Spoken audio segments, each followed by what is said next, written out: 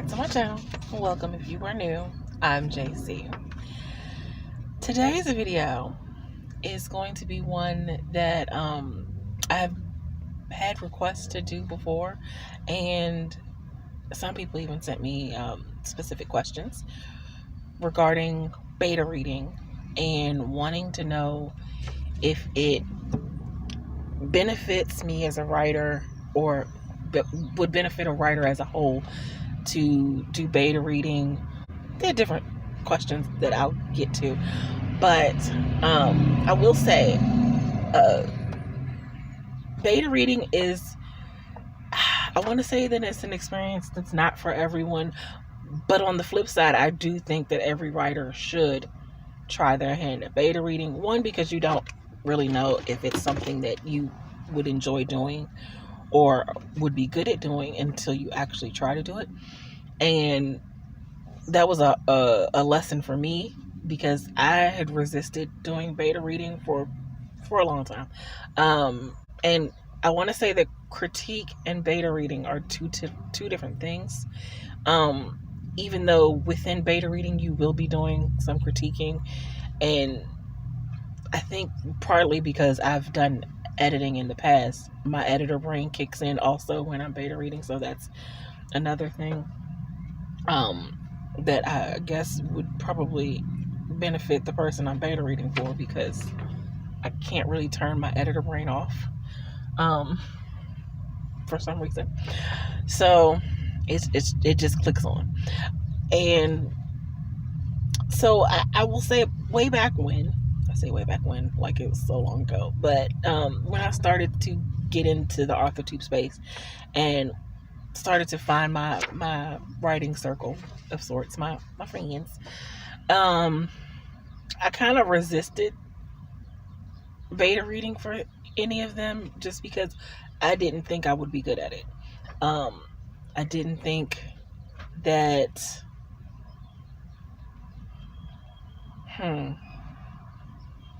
I didn't think my opinion would really matter, or I didn't think it would help anything, and I didn't think that because I hadn't beta read before, I didn't think that I had enough experience to do beta reading. But obviously, how do you get experience unless you actually do the thing in the first place, right? So to me it was I don't want to mess up someone's book or give them feedback that isn't helpful, thus messing up their trajectory for their book when I haven't done this before. So all my friends was like, well, how do you know you're not good at beta reading unless you actually try? And after trying, and after I don't even know, I've lost count of how many books I've beta read for various people, both for free and paid. I've recently, because I enjoy doing it so much, I've recently put myself out there as a paid beta reader. I don't charge that much. It's a commission on my Ko-fi if you want to check it out. But I'm really glad that I got out of my own way and took that leap of faith in myself to do beta reading, because I'd like to think that I'm good at it, because I keep getting asked to beta read stuff, so I would assume that my feedback has been helpful. I would assume that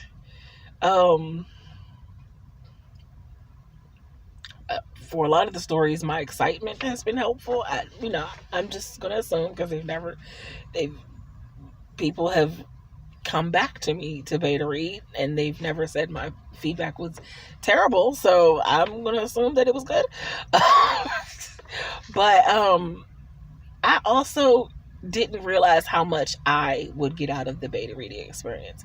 One, because obviously I'm going to want people to beta read my book. And so here's where we get into the questions that people have asked me before pertaining to beta reading. I do have a hot take, but I'll get to that in a second. there's several things that I think beta reading has done for me. I think it's improved my voice in my own writing, and it's improved my level of perception just as a reader and as a writer. It's improved my ability to spot inconsistencies, not just in the work that I'm beta reading, but in my own work. It's taught me the different places to input descriptive nuances. And honestly, a lot of that, reading Laura's work kind of taught me a lot of that, because Laura Nettles, if you don't know, is phenomenal. I feel so honored whenever I get to beta read for her, because her writing is just exceptional. There's often times where I'm like, well, what am I mean, I'm beta reading, obviously, to give you feedback whether the story is good or not, but I'm like, the story is amazing. Like, what? No notes. But you know, everyone has little grammar things and spelling things that they miss. I miss stuff in my own work all the time. I've gone back over my own work several times and still miss stuff. But back to the point of this video. The description is, because description is my weakness. And I will say beta reading for other people and seeing how they input descriptive nuances into their work, not just Laura, because Laura's the description queen. She's always good at it. But other people's work that I've beta read, seeing how they've inputted. And some people, it's not like, some people aren't even heavy on description, but there's little nuances descriptively that add just enough description, but not so much that you need to be amazing at writing descriptions in your work. And it kind of taught me some things about how to not get around my weakness in description as in not doing it, but just how to input certain nuances that allow me just enough of a description or descriptive in the text, but I don't have to like overdo it and get overboard with it, so that, and then I'm not leaving description out. That's the point. Like, because I'm not great with description, but I'm getting better, and I think beta reading has actually made me a lot better with descriptive nuances. I could always be better, but it's helped me a lot in that area. And I think beta reading in general will help you with your weaknesses, whatever your weakness is. Like if you're weak in doing dialogue, beta reading and reading other people's dialogue and getting, that experience of other people's work and how they do it, not to copy, obviously, never to copy, but just to learn the different ways, because everyone has different styles of how to do it. Sometimes you don't even know what style would work for you if it's something that's already a weak point for you. And beta reading will help you learn different ways to do things and spot different things in other people's works that you might like for your own. Not to copy. Again, I preface that with saying that. It also teaches you what kind of feedback that you yourself want from your future beta readers. So if you've written a book and if you've never gotten to the point where you've needed beta reader feedback, beta reading for other people will help you, because with beta reading, they typically send you a list of questions and things that they want to know. Is the voice good? Is the pacing of the story good? Are there any plot holes? Yeah, those kind of things. They typically send you questions and things, and no one person sends the same information of feedback that they want. Some of the questions are the same, but for the most part, everyone's going to have different things that they want, and every story is going to have different questions that they're going to ask of you when you're reading it. You could read one story, and in the next story you read from the same writer, it could be completely different questions that they're asking. But it teaches you to know what you want feedback on in your own writing. For instance, if you're a person who's weak in dialogue or weak in description, those are probably going to be the questions, your questions are probably going to lean in that direction, because those are your weak points. You want to make sure that you've tightened up those weak points enough that it's not going to stick out to the person reading your story. It's going to help you know what kind of feedback you want as a writer yourself. Now, here's my hot take. Because people will tell you to find beta readers who specifically read your genre, and I'm not saying that that's not correct, and that you obviously should find beta readers that read in the genre that you're writing the book in. Like if you're writing romance, yes, you want people who read romance to, to read your book, to beta read.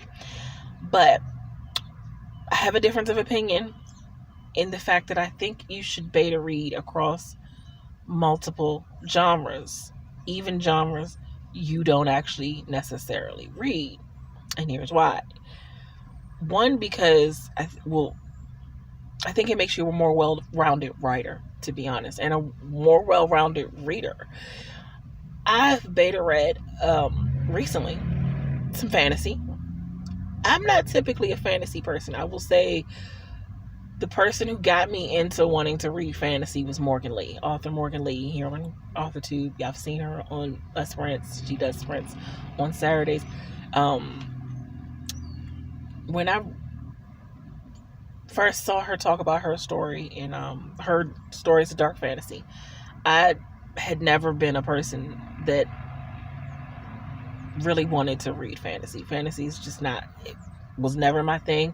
It's still not the predominant genre that I prefer to read, but I have, because I read Morgan's book, and this is, not me beta reading anything or whatever, but, I read her book and I loved it, and it helped me to see that, okay, perhaps I was, I wasn't giving fantasy a fair shot.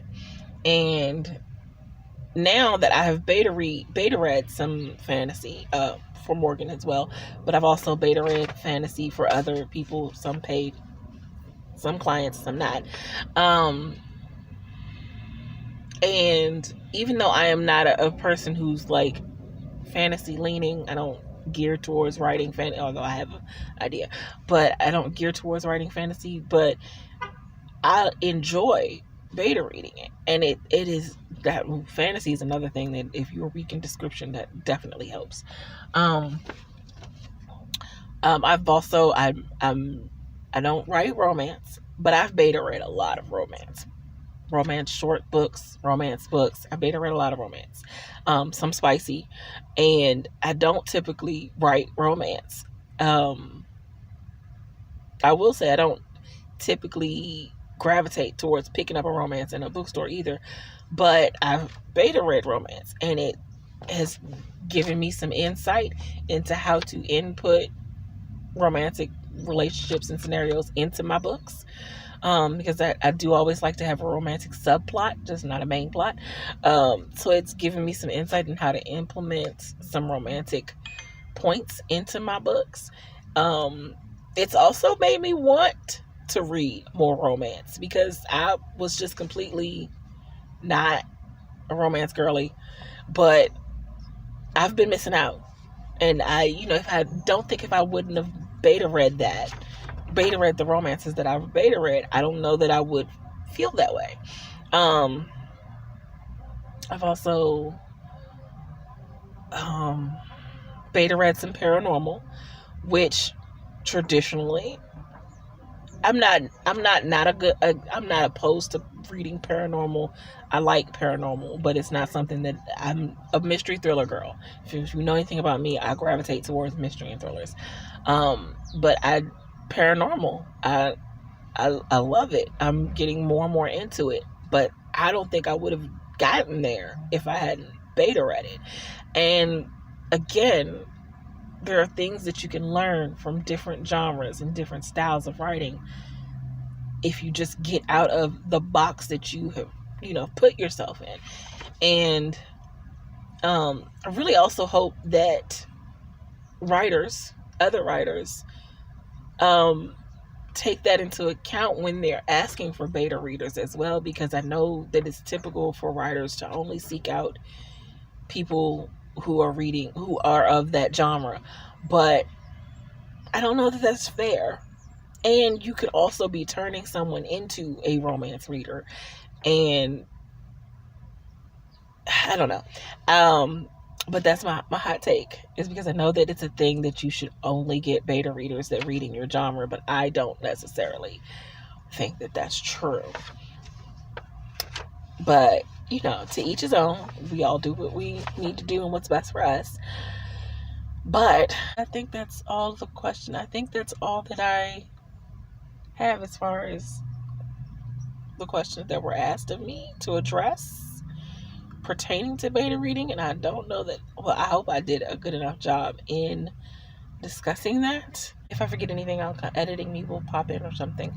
But I think that's from what I have a piece of paper, that's what I'm looking at, is the paper that I wrote the questions down, because I wasn't bringing my laptop with me, and it's on my laptop, so could have put it in Google and write it from my phone, but whatever. But I encourage everyone to seek out a beta reader for their work. I encourage everyone to give beta reading a try. I have found it extremely helpful. It's allowed me to tap into a different, not different side of myself. That sounds so, that sounds way bigger than it is. But but it's allowed me to tap into other parts of my writer brain that I don't know I would have been able to if not for beta reading. So yeah, I hope I've answered the questions that I have been sent. And for anyone who has ever been curious about what I get from beta reading, what I get out of beta reading, and how that helps me as a writer as well. And for anyone who's interested in my beta reading services, I do have my commission. It's in my Ko-fi shop for my beta reading. I'm on Fiverr too, but no one seems to ever find me on there. They just always go to my Ko-fi, which is fine. So I'll put that link down there, specific to the Ko-fi shop. But that is going to be it for this video. If you like what you see and you want to see more videos from me, make sure that you hit that like and subscribe button. I post videos on Mondays. I live stream on Wednesdays at 7 p.m. Eastern Standard Time. And as per usual, if you'd like to be supportive of me in any of my creative endeavors, such as my blog, my online magazine, my online store with writer merch, becoming a member on my Patreon, tipping me on my Ko-fi, buying my books on Amazon, or reading them in Kindle Unlimited, all of those links can be found in the description box below.